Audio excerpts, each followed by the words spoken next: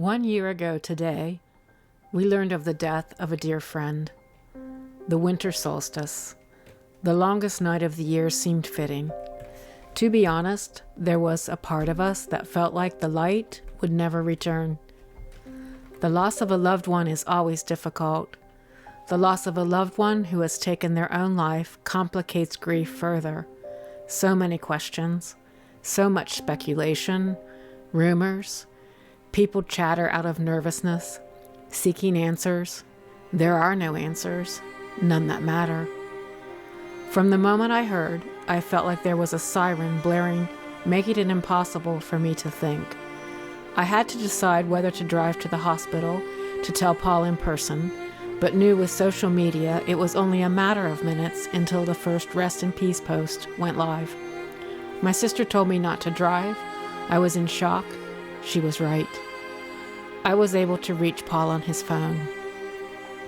The newspapers, the evening news, the Facebook posts with all the hurtful comments, we didn't need it. Nobody needs that. The inability to stop myself from doing a Google search to try to find out more, I did. It made me feel worse. The winter solstice, the longest night. The following day is a blur, gatherings at church, a special mass, Christmas Eve, midnight mass, Christmas Day, the funeral, rite of committal, so cold that day, the wind biting, inconsolable, sleepless nights, overwhelming sadness, questions, so many questions. On this anniversary, we can now begin to see light breaking through the darkness. This winter solstice is a turning point. We are able to separate the chaff from the grain, to toss away everything but kindness and love. He was our friend.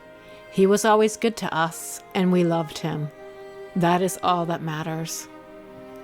Most days we power through the long-lasting sadness of loss, but for many, the holidays bring to the surface the sharper edge of grief.